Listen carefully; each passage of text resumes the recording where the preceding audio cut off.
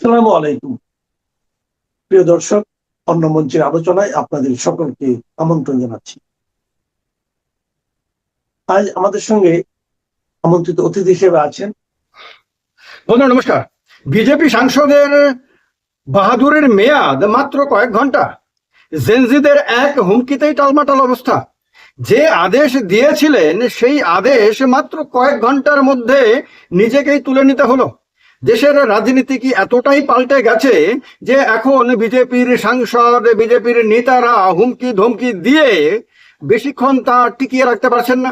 সবাই জানেন যে হায়দ্রাবাদের নালসার ইউনিভার্সিটি অফ ল তারা সমাবর্তন অনুষ্ঠান করবে কিছুদিনের মধ্যে। সেই সমাবর্তন অনুষ্ঠানে দেশের প্রধান বিচারপতিকে, সুপ্রিম কোর্টের প্রধান বিচারপতি সূর্যকান্তকে আমন্ত্রণ জানিয়েছিল সেখানে এসে সমাবর্তন অনুষ্ঠানে ছাত্রছাত্রীদের নিজের হাতে ডিগ্রি দেওয়ার জন্য, প্রধান অতিথি হিসেবে সেখানে ভাষণ দেওয়ার জন্য। কিন্তু নালসার ইউনিভার্সিটির সেই সমস্ত ছাত্রছাত্রী যারা ডিগ্রি লাভ করে এবার আইনজীবী হওয়ার মানে অ্যাডভোকেট হিসেবে পেশা শুরু করার জন্য অপেক্ষা করছে, তারা সমবেতভাবে তারা প্রতিবাদ জানিয়েছে। প্রধান বিচারপতি সূর্যকান্তকে সেই ইউনিভার্সিটিতে আমন্ত্রণ জানানোর সিদ্ধান্ত ইউনিভার্সিটি কর্তৃপক্ষ নিয়েছে, তারা তার বিরোধিতা করছে। তারা বলছে যে তার হাত থেকে তারা ডিগ্রি নিতে রাজি না। তারা চাইছে না কোনোভাবেই যে প্রধান বিচারপতি সূর্যকান্ত নালসার ইউনিভার্সিটিতে গিয়ে সমাবর্তন অনুষ্ঠানে উপস্থিত হন। ফলে তাদের যে বিরোধিতা, সেই বিরোধিতা ইতিমধ্যেই দেশের রাজনীতিতে এবং বিশেষ করে আইনজীবী মহলে ব্যাপকভাবে সাড়া জাগিয়েছে। সুপ্রিম কোর্ট থেকে শুরু করে মানে সুপ্রিম কোর্ট, বার কাউন্সিল থেকে শুরু করে রাজ্যে রাজ্যে সব জায়গাতেই তা নিয়ে আলোচনা করা হচ্ছে। এইরকম একটা অবস্থাতে আগ বাড়িয়ে বিজেপি নেতা, বিজেপি সাংসদ মাননীয় কুমার মিশ্র, যিনি বার কাউন্সিল অফ ইন্ডিয়ার চেয়ারপারসন, তিনি এক আদেশ জারি করলেন গতকালকে যে যে সমস্ত আপনার স্টুডেন্টরা 2026 ব্যাচের নালসার ইউনিভার্সিটি থেকে পাশ করেছে তাদেরকে কোনো রাজ্যের বার কাউন্সিল তাদেরকে এনরোল করতে পারবে না। তাদেরকে এনরোল যদি না করা হয় তাহলে তারা আইনজীবী হিসেবে কাজ করতে পারবে না। এবং বার কাউন্সিল অফ ইন্ডিয়া যতক্ষণ পর্যন্ত না পরবর্তী আদেশ দিচ্ছে ততক্ষণ পর্যন্ত তাদের এনরোলমেন্ট আটকে থাকবে। এবার এই আদেশ বের করার পরে সিজেপি, ককরোচ জনতা পার্টির নেতারা মিডিয়াতে এসে, সোশ্যাল মিডিয়াতে এসে তারা সরাসরি হুমকি দিতে শুরু করে যে এটা অন্যায় সিদ্ধান্ত এবং তারা এর বিরুদ্ধে প্রতিবাদ আন্দোলন শুরু করবে। বার কাউন্সিলের সামনেও তারা আন্দোলন করবে। মাননীয় কুমার মিশ্রা মানে যিনি বিজেপির সাংসদ, তার বাড়ির সামনে পর্যন্ত প্রয়োজন হলে তারা আন্দোলন করবে এবং রাজ্যে রাজ্যে আন্দোলন হবে। অর্থাৎ তারা কোনোভাবে এই অন্যায় সিদ্ধান্তকে, অন্যায় অর্ডারকে তারা কোনোভাবে মেনে নিতে রাজি না এবং তারা আরেকটা বড় আন্দোলনের জন্য প্রস্তুতি নিতে শুরু করে দেয়। এবার এই সিদ্ধান্ত বিজেপির নেতা, বিজেপির সাংসদ যিনি বার কাউন্সিল অফ ইন্ডিয়ার প্রধান, তিনি নেয়ার কয়েক ঘন্টার মধ্যে যখন পরিস্থিতি বেগতিক, যখন বুঝতে পারলেন যে এই সিদ্ধান্ত নিয়ে তিনি টিকিয়ে রাখতে পারবেন না, তখন কয়েক ঘন্টার মধ্যেই সেই সিদ্ধান্ত প্রত্যাহার করে নিলেন এবং তাদের বিরুদ্ধে আর কোনো ব্যবস্থা এই মুহূর্তে নেওয়া হবে না এটা জানিয়ে দিলেন। এবার এই ঘটনা শুধুমাত্র যে বার কাউন্সিলের যে ছবিটা সেটাকে নষ্ট করেছে তা না, কিন্তু নষ্ট করেছে বিজেপির ছবিও। কারণ বিজেপি এখন বেকায়দায় আছে, এটা অনেকেই বুঝতে চাইছে না, অনেকে বুঝতে পারছেন না। জেনজিদের আন্দোলনের কারণে জেনজিরা এখন ব্যাপকভাবে সজাগ হয়ে গেছে, তারা আন্দোলনরত এবং তারা বিজেপির বিভিন্ন জায়গাতে বিজেপি সরকারের বিভিন্ন নীতির বিরোধিতা করছে এবং কেন্দ্রে তারা দেখিয়ে দিয়েছে দিল্লিতে আন্দোলন করে, এবং তারা চাইলে আগামী দিনে আরো বড় ধরনের আন্দোলন করে পুরো ব্যবস্থাকে তারা নাড়িয়ে দিতে পারে। এই রকম একটা অবস্থাতে তাদের তোপের মুখে রয়েছেন দেশের স্বরাষ্ট্রমন্ত্রী অমিত শাহ। অমিত শাহর বিরুদ্ধেও তারা নিয়মিতভাবে অভিযোগ আনছেন। একদিকে রাহুল গান্ধীর নেতৃত্বে পুরো বিরোধী জোট অমিত শাহের পদত্যাগের কথা বলছেন, অমিত শাহের জবাবদিহিতার কথা বলছেন, নানানভাবে অমিত শাহকে চাপে রেখেছেন। আর একদিকে এই সিজেপি এতদিন ধরে অমিত শাহকে চাপে রেখে আসছেন এবং তারা এখনো পর্যন্ত এটা পরিষ্কার করেননি যে তারা কবে নাগাদ আন্দোলনে নামবে। তবে আন্দোলনের তারা হুমকি দিয়ে রেখেছে। এই আন্দোলনটা হতে পারে অমিত শাহের পদত্যাগের দাবিতে আন্দোলন হতে পারে। এই রকম একটা অবস্থাতে যখন পুরো কেন্দ্র সরকার চাপের মধ্যে রয়েছে, যখন পৃথিবীর সবচেয়ে বড় রাজনৈতিক দল ভারতীয় জনতা পার্টি যখন চাপের মধ্যে রয়েছে, তখন বিজেপিরই এমপি আগ বাড়িয়ে গিয়ে দলের জন্য বিড়ম্বনা তৈরি করলেন, আগ বাড়িয়ে দলের জন্য সমস্যা সংকট তৈরি করলেন এবং মাত্র কয়েক ঘন্টার মধ্যে নিজের নেওয়া সিদ্ধান্ত নিজেই প্রত্যাহার করার মধ্য দিয়ে মূলত বিড়ম্বনায় ফেললেন তার নিজের দলকে। কারণ এখন সমস্ত কিছু মূলত রাজনৈতিক হয়ে থাকে। মানন কুমার মিশ্র যেহেতু শুধুমাত্র বার কাউন্সিলের চেয়ারম্যান না, শুধুমাত্র তিনি একজন আইনজীবী না, তিনি বিজেপিরও একজন বড় নেতা, তিনি বিজেপিরও একজন সাংসদ, সেহেতু তার নেওয়া সিদ্ধান্ত মূলত বিজেপির সিদ্ধান্ত, যে বিজেপির তরফ থেকে ইঙ্গিতে না পেলে তিনি কি এত বড় সিদ্ধান্ত নেন নাকি? ফলে আসল অভিযোগটা চলে যায় বিজেপির দিকে। তো আলটিমেটলি কি হলো, তার এই বাহাদুরি তিনি টিকিয়ে রাখতে পারলেন না। এখন যখন ওপর থেকে চাপ এলো, ধরে নেওয়া যেতে পারে যে কেন্দ্র সরকারের বা বিজেপির শীর্ষ নেতৃত্বর তরফ থেকে তার উপরে চাপ দেওয়া হয়েছে।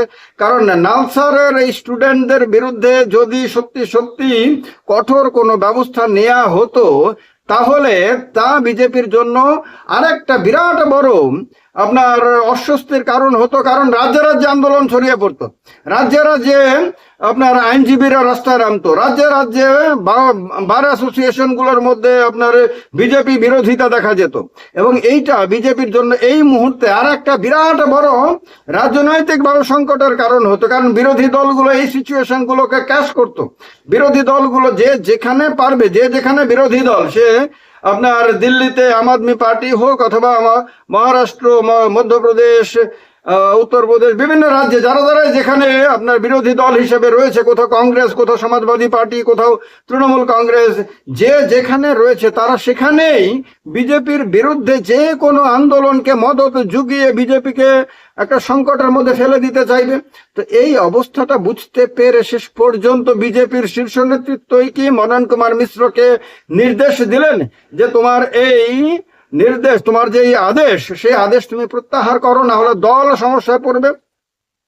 আজকে সুপ্রিম কোর্টের মধ্যে যখন এই বিষয়টি তোলা হয়, তখন সুপ্রিম কোর্টের বিচারপতি, প্রধান বিচারপতি সূর্যকান্ত, তিনি ছাত্রছাত্রীদের বিরুদ্ধে না গিয়ে তিনি বলে দিয়েছেন যে ছাত্রছাত্রীরা যদি ভুল সিদ্ধান্ত নেয় তাহলেও তাদের প্রতিবাদ করার অধিকার রয়েছে। সুতরাং এই ক্ষেত্রে বার কাউন্সিলের আগ বাড়িয়ে কোনো কিছু করার কোনো দরকার নাই। অর্থাৎ মনন কুমার মিশ্র যে আগ বাড়িয়ে নিজের বাহাদুরি দেখাতে গেছিলেন, সেটা শেষ পর্যন্ত সুপ্রিম কোর্টই সেটাকে চাপা দিয়ে দিয়েছে, সেটাকে অস্বীকার করেছে। অর্থাৎ সুপ্রিম কোর্টই বুঝিয়ে দিয়েছে যে এই ধরনের আগ বাড়িয়ে এরকম সিদ্ধান্ত নেওয়ার কোনো প্রয়োজন নাই। ছাত্রছাত্রীরা যে বিরোধিতা করেছে সেই বিরোধিতা করার অধিকার তাদের রয়েছে। কারণ এমনিতেও গণতন্ত্রে বিরোধিতা করার ডেফিনেটলি অধিকার রয়েছে। দেশের সংবিধানে রাইট টু স্পিচ অ্যান্ড এক্সপ্রেশনের অধিকার দেওয়া হয়েছে প্রত্যেক নাগরিককে। এবার ছাত্রছাত্রীরা নালসারের ইউনিভার্সিটি অফ ল এর ছাত্রছাত্রীরা যে বিরোধিতা করে আসছে, সেই বিরোধিতা করার অধিকার তো তাদের রয়েছে। কারণ তারা যুক্তি দেখিয়েছে যে প্রধান বিচারপতি সাম্প্রতিক কালে একাধিক মন্তব্য এরকম করেছে যেটা ছাত্রছাত্রী এবং যুব সমাজ জেনজিদের বিরুদ্ধে গেছে। তাদের এইটা মনের মধ্যে লেগেছে, তাদের আত্মবিশ্বাস মানে আত্মসম্মানে আঘাত লেগেছে। তার কারণে তারা মনে করছে যে প্রধান বিচারপতির সেই অনুষ্ঠানে উপস্থিত থাকা উচিত নয়। তার কারণে তারা তার বিরোধিতা করে এসেছে। এবার একটা গণতান্ত্রিক দেশে আইনের ছাত্রছাত্রীরাই যদি এই বিরোধিতা করতে না পারে, এই প্রতিবাদ করতে না পারে, তাহলে সাধারণ মানুষের তো কোনো সুযোগই থাকবে না। তো এই কারণে এটা বুঝতে পেরে শেষ পর্যন্ত প্রধান বিচারপতি তাদের কোনো সমালোচনা করলেন না, বরং বার কাউন্সিলকেই রেস্ট্রিক্টেড করে দিলেন এই ক্ষেত্রে। এবার কথা হলো, এই যে বিড়ম্বনাকর পরিস্থিতি বিজেপির জন্য তৈরি করছেন এই বিভিন্ন অতি উৎসাহী নেতারা, তারা কি এটা বুঝতে পারছেন না যে পরিস্থিতি অনেকটাই বদলে গেছে? দেশের মধ্যে এখন বিভিন্ন দিক থেকে আওয়াজ উঠছে। এতদিন ধরে যারা ভয়ে চুপটি মেরে থাকতো, এতদিন ধরে যারা বিরোধিতা করতে ভয় পেত, এতদিন ধরে যারা প্রতিবাদ করার সাহস পেত না, এখন তারা সাহস করে কথা বলতে শুরু করেছে।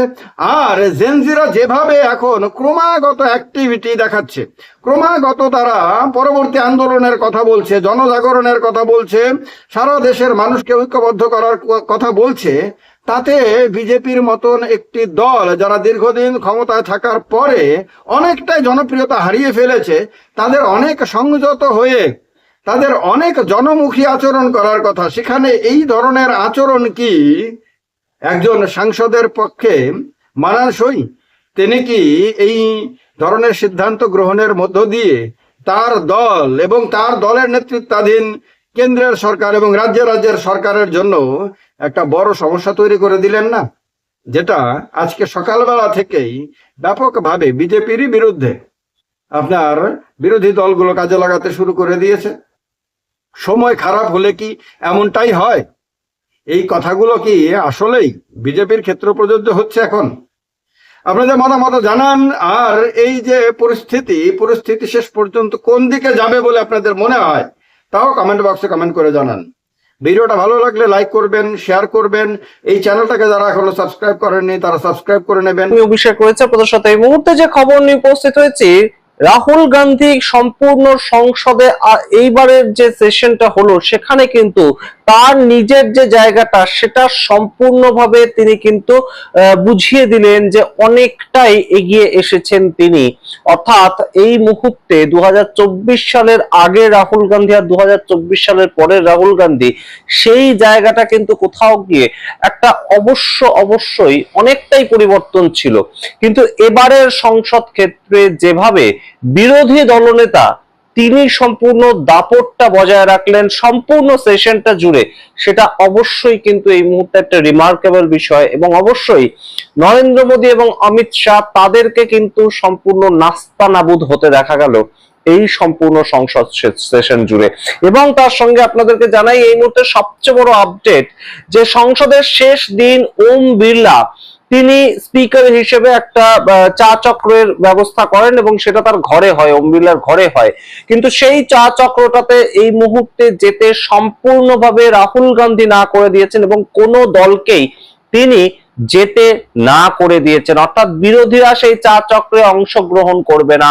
আমরা প্রত্যেকবারই কিন্তু সংসদের যে শেষ দিনটা সেই ক্ষেত্রে দেখি সুপ্রিয়া সুলে যান, ধর্মেন্দ্র যাদব তিনি যান, কখনো প্রিয়াঙ্কা গান্ধী যান, কিন্তু কোন পার্টির তরফ থেকে এই মুহূর্তে বিরোধীদের তরফ থেকে সেই চা চক্রে যাওয়া হলো না এবং সিদ্ধান্ত জানালেন রাহুল গান্ধী। অবশ্যই এই মুহূর্তে গুরুত্বপূর্ণ একটা ফ্যাক্টর এবং গুরুত্বপূর্ণ একটা জায়গা তিনি হোল্ড করছেন। এবং গুরুত্বপূর্ণভাবে আপনাদেরকে জানাই যে সংসদে এবারে যে কনফিডেন্সটা ছিল রাহুল গান্ধীর, সেটা আজকেও বজায় রেখেছেন তিনি। আপনাদের এর আগে একটা ভিডিও আমরা দেখিয়েছি যে আজকের যে তার কনফিডেন্স সেটা একটা অন্য পর্যায়ে ছিল। তার কারণ সংসদে এসে উপস্থিত হয়েছিলেন অমিত শাহ, কিন্তু সংসদে এসে 1 মিনিটও তার বলার মতন কোনো ধরনের কোনো জায়গা ছিল না এবং তিনি কোনো কথা বলতেও পারেননি।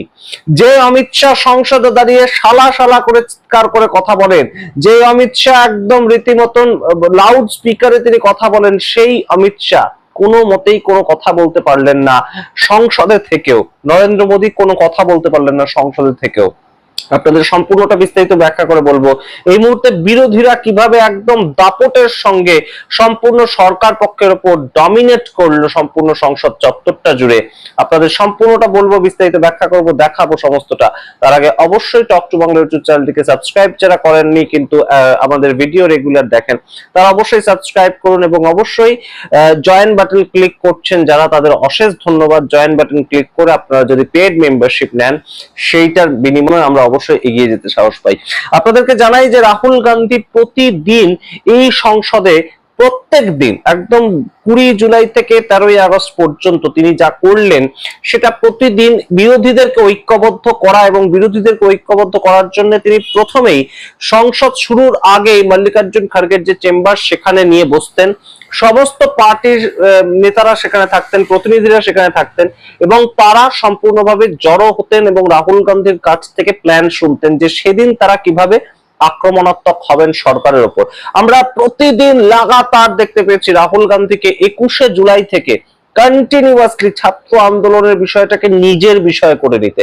এর আগে ককরোচ পার্টির যে সম্পূর্ণ প্রোটেস্টটা ছিল সেখানে কিন্তু রাহুল গান্ধী তেমন মুখ খোলেননি, কিন্তু সম্পূর্ণ বিষয়টা যেদিন 20 জুলাই ছাত্রছাত্রীরা মার খেলো যন্তর মন্তরে, তার পরের দিন থেকেই রাহুল গান্ধী অ্যাগ্রেসিভ হলেন। পিএমও তে একদম প্রাইম মিনিস্টার যে বাড়ি তার বাইরে গিয়ে ধর্ণা দিলেন, সেখান থেকে অ্যারেস্টেড হলেন।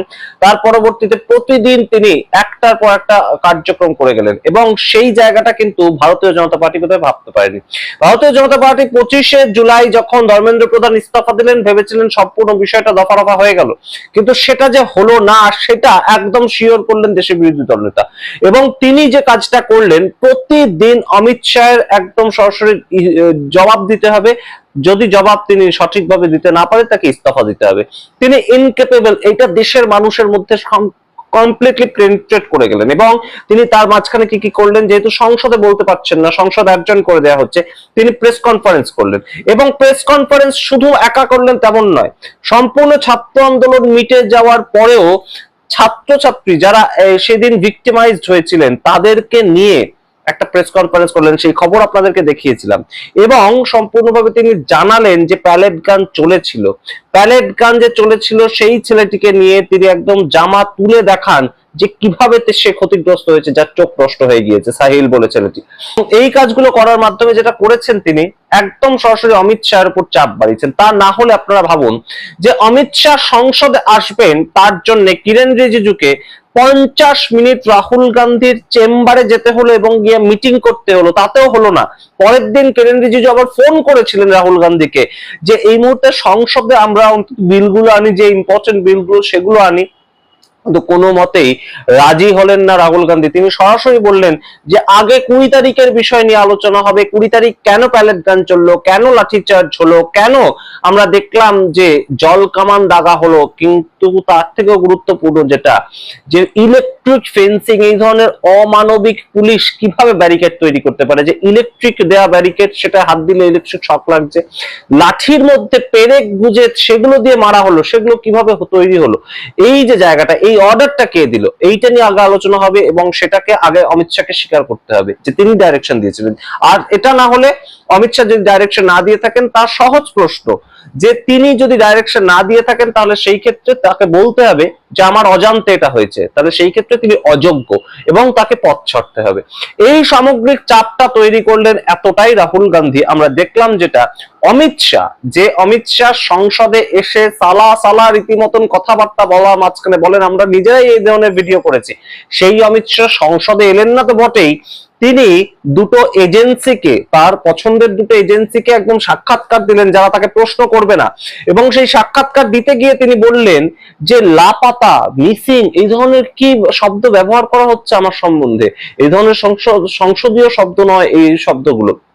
এই কথাগুলোর মাধ্যমে কোথাও গিয়ে একটা জায়গা বোঝা যাচ্ছে যে এই মুহূর্তে সরকার ভয় পেয়েছে। সরকার রাহুল গান্ধীর যে পপুলারিটিটা, সরকার রাহুল গান্ধীর যে স্ট্রেচারটা, এতদিন ধরে রাহুল গান্ধী সংসদে আসছেন, 2004 সাল থেকে তিনি সংসদে আসছেন, কিন্তু 2024 সালের পরবর্তী সময় রাহুল গান্ধীর যে স্ট্রেচারটা তৈরি হয়েছিল সেটা কয়েক গুণ বাড়িয়ে দিলেন এই মুহূর্তে নরেন্দ্র মোদী এবং অমিত শাহ যেভাবে ডমিনেটেড হলেন। এবং সংসদের শেষ দিনের যে ছবিটা আপনারা দেখতে পাচ্ছেন, একদম রাহুল গান্ধী রীতিমতন কনফিডেন্স নিয়ে দাঁড়িয়ে আছেন এবং কোনো মতে বন্দে মাতরম গান গেয়ে বেরিয়ে চলে যেতে রীতিমতন উদ্যত হচ্ছেন অমিত শাহ এবং নরেন্দ্র মোদী। তারা পারছেন না সেখানে দাঁড়িয়ে থাকতে, দেশের সামনে অমিত শাহ এই মুহূর্তে দাঁড়িয়ে থাকতে পারছেন না, সেই জায়গাটা তৈরি করলো রাহুল গান্ধী। সুতরাং অবশ্যই কোথাও গিয়ে বিরোধী দলনেতা হিসাবে এই যে তার সফলতা, সেটা কিন্তু অবশ্যই গত 2 বছর আমরা বিভিন্ন ক্ষেত্রে ওয়াকফ অ্যামেন্ডমেন্ট বিল নিয়ে আন্দোলন দেখেছি, SIR নিয়ে আন্দোলন দেখেছি, আমরা অপারেশন সিন্দুরের পরবর্তী সময় কেন সিজফায়ার ঘোষণা হলো সেটা নিয়ে আন্দোলন দেখেছি, আমরা এর আগে সংসদে দেখতে পেয়েছি ট্রেড ডিল নিয়ে আলোচনা, আন্দোলন। কিন্তু কোনোভাবেই এই সংসদের যে ক্ষেত্রটা, মনসুন সেশন, সেখানে বিরোধীদের যে একদম রীতিমতন দাপটটা, সেটা আমরা যেভাবে দেখলাম, তাতে কিন্তু অবশ্যই বোঝা গেল যেটা, যে নরেন্দ্র মোদী অমিত শাহের সরকারের বেশ কোথাও গিয়ে এই মুহূর্তে পায়ের তলা থেকে মাটি সরে গিয়েছে এবং তারা সেই জায়গাটা সম্পূর্ণ নিজেরা অনুধাবন করতে পারছেন। তা না হলে একদিন অন্তত সংসদে এসে বসতেন অমিত শাহ, তিনি কিছু বলুন বা না বলুন, তিনি তার অফিসে এসে বসতে পারছেন না, এই জায়গাটা তৈরি হলো। আরো একটা খুব গুরুত্বপূর্ণ পয়েন্ট, সেটা বলতেই হয়, সেটা হচ্ছে যে একদম সরাসরি সংসদে আমরা দেখতে পেয়েছি প্রতিদিন আন্দোলন করেছে বিরোধীরা, এবং আন্দোলনের মাঝখানে কিন্তু সমাজবাদী পার্টি এবং তার সঙ্গে রাহুল গান্ধী অর্থাৎ কংগ্রেস তারা যৌথভাবে আন্দোলন করেছে। কিন্তু সরকার কি চেয়েছিল, সরকার একটা কূটনৈতিক চালের মাধ্যমে কি চেয়েছিল, যে বিরোধী ঐক্যটা যাতে নষ্ট হয়ে যায়। এবং বিরোধী ঐক্য বলতে এই মুহূর্তে মূল দুটো পার্টি কংগ্রেস এবং সমাজবাদী পার্টি, কারণ তৃণমূল কংগ্রেস ভেঙে গিয়েছে। এই দুটো পার্টির মধ্যে একটা দ্বন্দ্ব কিন্তু তৈরি করতে চেয়েছিল সরকার, যে রাম মন্দির নিয়ে আমরা আলোচনা করব না, আমরা ছাত্র আন্দোলন নিয়ে আলোচনা করব। অর্থাৎ রাম মন্দিরের ইস্যুটা মূল যে দাবিটা ছিল, এই মূল দাবিটা এনেছিল অখিলেশ যাদব এবং সমাজবাদী পার্টির কাছে এটা খুব গুরুত্বপূর্ণ একটা বিষয় ছিল। তো সেই ক্ষেত্রে কংগ্রেসের কাছে খুব গুরুত্বপূর্ণ বিষয় হয়ে উঠেছিল এই ছাত্র আন্দোলনে কেন প্যারেড গান ইউজ হলো। তো এই জায়গাটায় একটা দ্বন্দ্ব তৈরি করতে চেয়েছিলেন এবং কংগ্রেস তাতে কিন্তু রাজি হয়নি। কংগ্রেস সম্পূর্ণ জানিয়ে দিয়েছে আমরা দুটো বিষয় নিয়ে আলোচনা চাই, এবং সেই জায়গাটা কিন্তু বিরোধী ঐক্যটাকে একতাবদ্ধ রাখার কাজটাও রাহুল গান্ধী এবারে করেছেন। আপনাদের সামনে রাখলাম সিপি রাধাকৃষ্ণন, দেশের উপরাষ্ট্রপতি, তিনি বারংবার বললেন কিরণ রিজিজুকে যে আপনি বলুন অমিত শাহকে সংসদে আসতে, এটা বিরোধীদের একটা দাবি, এটা বিরোধীদের রিকোয়েস্ট, এটা আপনি বলুন।